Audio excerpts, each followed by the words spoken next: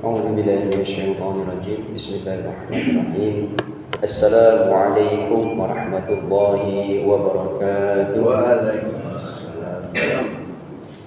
الحمد لله رب العالمين الذي أرسل رسوله بالهدى ودين الحق ليظهره على الدين كله وكفى بالله شهيدا أشهد أن لا إله إلا الله وحده لا شريك له ونشهد أن محمدا عبده ورسوله لا نبي ورسوله بعده اللهم صل وسلم وبارك على سيدنا محمد وعلى آله وأصحابه أجمعين أما بعد. Bapak, ibu-ibu, saudara-saudari jemaah salat subuh Masjid Baitus Salam yang dimuliakan Allah Subhanahu wa taala yang saya hormati. Marilah kita bersyukur kepada Allah Subhanahu wa taala. Alhamdulillah kita semua diberikan kemudahan oleh Allah untuk terus beribadah. Mudah-mudahan amal ibadah kita diterima oleh Allah Subhanahu wa taala. Dosa-dosa kita karena sebagai manusia biasa pastilah kita memilikinya. Mudah-mudahan Allah juga ampuni dosa-dosa kita, dan juga kita semua berharap agar nanti di akhirat kita menjadi ahli surga.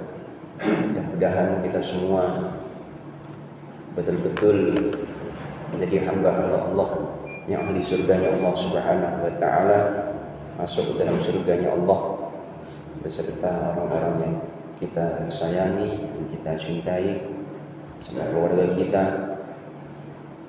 Dan tak lupa kita perbanyak salawat serta salam kepada Nabi Muhammad sallallahu alaihi wasallam, yang mudah-mudahan syafaatnya kita terima nanti di akhirat, dan kita semua terselamatkan di akhirat nanti dengan syafaat dari Rasulullah sallallahu alaihi wasallam. Hadirin rahimakumullah, pada subuh kali ini kita akan sama-sama melihat tentang fikih kurban, yang mana kurban bukan hanya sekedar kita memotong hewan kurban, bukan sekedar hanya rutinitas tahunan, tetapi kurban sebenarnya adalah ibadah tauhid. Kurban adalah bukti bahwa kita lebih mencintai Allah daripada harta kita, karena tidak mudah mengeluarkan uang jutaan rupiah untuk sesuatu yang setelah disembelih dagingnya malah banyak dibagikan kepada orang lain, walaupun kita nanti juga dapat bagiannya. Disitulah letak keindahan dari kurban. Allah Subhanahu wa taala berfirman dalam Quran surat Al-Kautsar ayat kedua, "Fasholli lirabbika wanhar." Maka dirikanlah salat karena Tuhanmu dan berkurbanlah. Maksudnya kurban ini digandengkan langsung dengan salat, menunjukkan bahwa kurban adalah ibadah besar di sisi Allah Subhanahu wa taala. Begitu pula dengan zakat. Wa aqimus shalah wa atuz zakah. Salat, tunaikan salat, dan juga tunaikanlah zakat. Tegakkan salat dan tunaikan zakat. Zakat juga selalu sering disandingkan dengan yang namanya salat. Ini merupakan ibadah yang menjadi bukti dari keimanan kita. Kurban membuktikan kecintaan kita kepada Allah dibandingkan harta. Zakat juga seperti itu. Dan zakat tidak hanya zakat fitrah. Zakat itu ada zakat mal, yang mana zakat mal ini adalah 2,5% dari harta kita, yang tidak hanya dikeluarkan di Ramadan saja, tetapi dikeluarkan selama harta itu sudah kita miliki selama 1 tahun. Kemudian Rasulullah SAW tidak pernah meninggalkan kurban. Dalam sebuah riwayat, Rasulullah SAW berkurban dengan 2 kambing kibas yang putih dan bertanduk. Kemudian Rasul juga pernah berkurban sampai sebanyak 100 unta. Jadi Masya Allah, Rasulullah SAW ini luar biasa dalam berkurban. Kemudian apa hukum dari kurban itu sendiri? Mayoritas ulama mengatakan kurban itu hukumnya sunnah muakkadah. Tetapi sebagian ulama seperti Imam Abu Hanifah yang sering kita sebut dengan mazhab Hanafi itu mengatakan kurban itu wajib bagi yang mampu, sunnah bagi yang tidak mampu.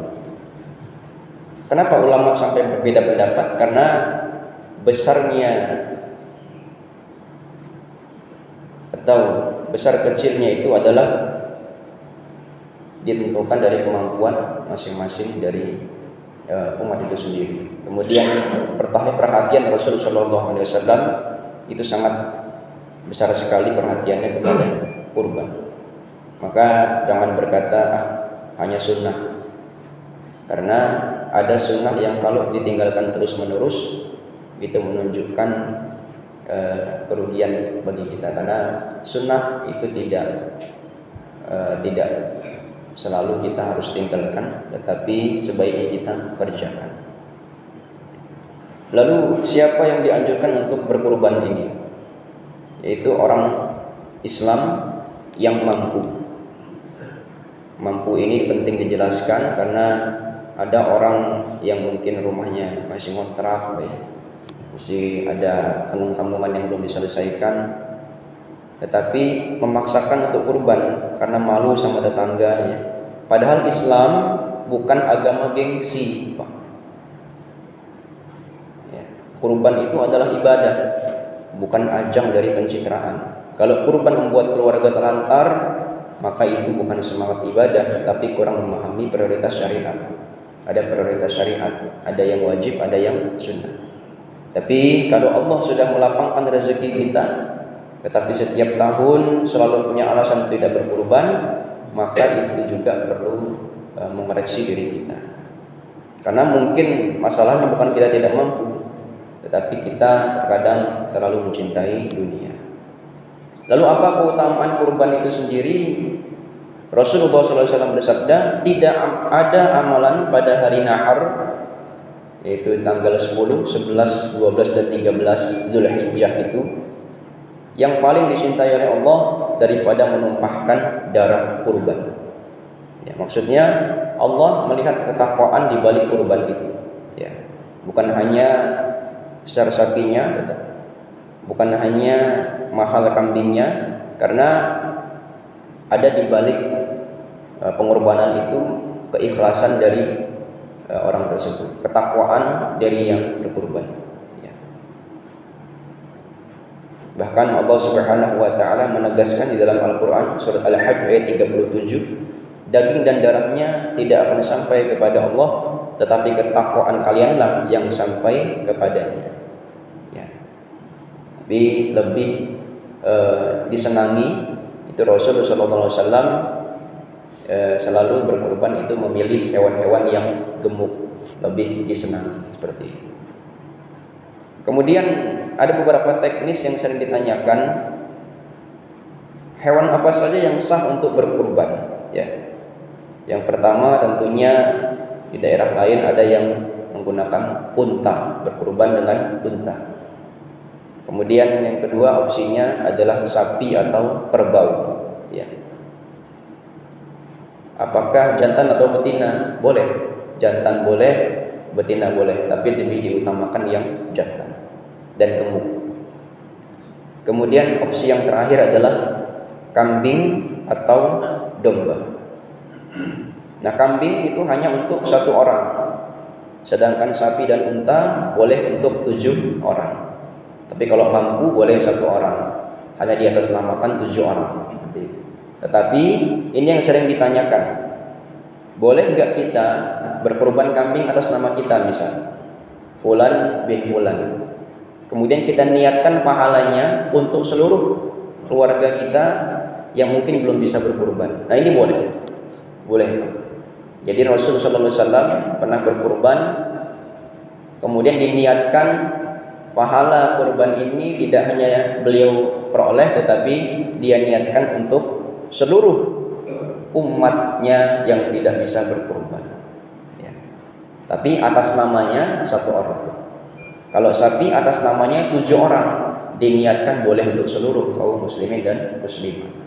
Ya. Kemudian umur hewan juga ada aturannya. Kalau kambing itu minimal 1 tahun, domba boleh sekitar 6 bulan. Ya. Jika besar dan layak, dilihat lagi dari ukuran domba tersebut. Kemudian sapi minimal sudah usia 2 tahun, unta minimal 5 tahun. Nah, dari sini kita bisa melihat kalau kita mungkin tidak bisa berkorban dengan unta, dengan sapi, masih ada opsi yang lain, yaitu dengan kambing yang usianya sudah 1 tahun. Domba yang paling murah ini biasanya yang usia 6 bulan. Nah, ini jadi ukuran dari kemampuan seseorang untuk berkorban itu adalah dilihat dari ukuran hewan yang paling minimal, yaitu domba sekitar usia 6 bulan. Itu biasanya yang paling murah. Nah, jadi kalau misalnya ada seseorang yang dia sudah memiliki tabungan atau mencukupi kebutuhan hidupnya yang wajib, dan masih ada kelebihan harta yang bisa membeli domba sekitar 6 bulan, maka berarti dia sudah masuk kepada orang yang sudah mampu berkorban. Maka kita jangan sampai karena alasan tidak bisa korban dengan sapi, jadi udahlah tunda dulu. Tidak, kita bisa mencari opsi yang berikutnya, kambing yang mungkin usia 1 tahun yang harganya di bawah itu. Kalau nggak ada juga, kita bisa lihat lagi domba yang usia 6 bulan. Jadi tidak ada alasan bagi kita yang mampu untuk tidak berkorban, karena masih ada opsi-opsi lain sampai opsi hewan yang paling murah. Kemudian apakah boleh non-muslim itu ikut berkurban? Kalau menerima hewan kurban, non-muslim itu boleh menerimanya, Pak ya. Kalau di sekitar masjid misalnya, kemudian kita boleh memberikannya. Tetapi kalau untuk berkurban, dia tidak sah kurbannya. Ya. Karena ada di salah satu masjid itu, Pak. Jadi seperti iuran tabungan seperti ini, kurang satu orang lagi. Nah, datanglah orang non muslim untuk mencukupi jadi 7 orang. Diterima. Nah, setelah diteliti lagi, itu kurbannya tidak sah. Kenapa? Karena ada 1 orang yang bergabung, itu bukan Islam. Sedangkan yang menjadi syarat utama berkurban itu adalah orang Islam. Maka ketika dia ingin menutupi, tidak bisa seperti itu. Bisa kalau misalnya dia kasihkan dulu uang itu ke orang muslim, kemudian orang muslim itu mendaftar menjadi, nah itu bisa. Tapi kalau dia langsung atas nama dia, itu tidak bisa. Ya. Kemudian bagaimana pembagian daging kurban? Maka pembagian daging kurban, baik mayoritas ulama itu memberikan petunjuk kepada kita semua, 1/3 dari daging kurban itu boleh untuk pengurban, kemudian 1/3-nya diberikan kepada fakir miskin, kemudian boleh untuk masyarakat sekitar dari peserta kurban tersebut. Ya. Tetapi yang paling diutamakan di sini adalah orang yang mungkin jarang sekali untuk memakan daging, maka yang lebih diutamakan adalah yang tidak mampu. Kemudian apakah boleh kita melaksanakan kurban secara online? Nah, ini boleh selama dia yang melaksanakan kurban secara online itu amanah.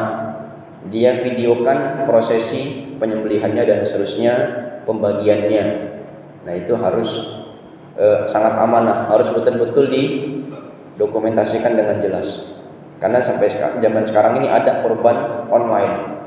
Itu tadi, Pak. Kalau daerah-daerah kita ini insya Allah ada masjid-masjid yang menyelenggarakan kurban. Ada sebagian daerah yang itu sama sekali tidak ada. Itu kadang-kadang diinformasikan dengan para pendakwah di pedalaman pelosok-pelosok itu, mereka melaporkan ke bagian Lazis atau Basnas dan seterusnya, itu melaporkan ke masyarakat bahwa ada daerah yang tidak ada sama sekali hewan kurban, maka itu dibantu secara online bagi yang mampu. Nah, itu boleh juga. Tapi dengan catatan harus betul-betul didokumentasikan secara jelas dan amanah. Kemudian yang sering ditanyakan juga untuk upah daripada yang menyelenggarakan kurban. Nah, ini sebenarnya dia bukan upah, maka panitia harus berhati-hati, dan insya Allah di masjid kita ini sudah paham dengan hal ini. Kita hadiahkan saja kalau misalnya memang nanti akan diberikan ucapan terima kasih. Misal kalau malam kan ada yang piket ya, biasanya seperti itu. Nanti setelah penyembelihan kurban itu boleh dibagikan, tetapi akadnya adalah hadiah, dihadiahkan kepada orang yang sudah menolong dalam penyelenggaraan kurban tersebut. Karena Rasulullah melarang memberikan upah jagal dari bagian kurban sebagai bayaran. Dan yang paling penting adalah kurban ini adalah hajat dari pengurban itu sendiri. Maka operasional dari pembuatan kupon, pembelian plastik dan seterusnya itu ditanggung oleh peserta kurban itu. Ya, karena itu adalah hajat dari peserta kurban. Maka yang memang jelas kemarin tadi sudah dimusyawarahkan, terkumpul uang misalnya 21 juta. Nah, dicarikan sapi yang 20 juta. 1 juta rupiahnya itu digunakan untuk operasionalnya, untuk konsumsi, untuk pembelian plastik, pembuatan kupon dan seterusnya. Itu dari 1 juta rupiah itu. Dan dengan catatan nanti di rinciannya dilaporkan kepada peserta kurban. Hadirin rahimakumullah, kurban diberikan oleh Allah syariatnya melalui Nabi Ibrahim alaihissalam, yang mana diuji cintanya kepada Allah atau kepada anaknya. Dan Nabi Ibrahim alaihissalam lulus dari ujian tersebut. Hari ini mungkin Allah tidak meminta kita menyembelih anak, tetapi Allah ingin melihat apakah kita masih terlalu cinta dengan harta, terlalu cinta dunia, terlalu berat untuk berbagi. Maka Idul Adha sesungguhnya bukan hanya tentang darah yang mengalir, tetapi tentang hati yang tunduk kepada Allah sebagaimana yang diajarkan oleh Nabi Ibrahim alaihissalam. Dan terakhir, bagi yang sudah istiqomah berkurban, marilah kita terus menjaga kenikmatan daripada ibadah kurban ini, yang mana nilainya tidak hanya kita bisa dapatkan secara pribadi, tetapi secara sosial. Bagi kita yang mungkin belum bisa berkurban, jangan minder untuk datang ke masjid. Kita masih ada celah kebaikannya, yaitu adalah membantu dari kegiatan kurban itu sendiri. Ya, dengan kita berkorban dengan tenaga, itu bisa kita lakukan. Bahkan ada ulama itu yang memberikan cara, kalau misalnya kita tidak bisa berkurban dengan hewan kurban disyariatkan, paling tidak kita berkurban dengan menyembelih ayam. Ayam itu boleh kita kurban, tapi tidak dibagikan secara kurban. Kita sembelih ayam, kemudian kita nikmati bersama keluarga kita dengan saudara-saudara kita. Mudah-mudahan saat hewan-hewan kurban itu disembelih, Allah juga menyembelih dalam diri kita kesombongan, ria, cinta dunia dan kerasnya hati, lalu menggantinya dengan hati yang lembut, ikhlas, gemar berbagi dan semakin dekat kepada Allah Subhanahu wa taala. Mudah-mudahan Allah Subhanahu wa taala menerima semua amal ibadah kita, baik itu amal ibadah yang besar maupun yang kecil, karena insyaallah ketika kita mau istiqomah dalam kebaikan, itulah yang paling dicintai Allah Subhanahu wa taala. Demikian yang saya sampaikan, kurang lebih mohon maaf pada Allah, mohon ampun. Mari kita akhiri dengan doa kafaratul majelis. Subhanakallahumma wa bihamdika asyhadu an la ilaha illa anta astaghfiruka wa atubu ilaik. Wassalamualaikum warahmatullahi wabarakatuh.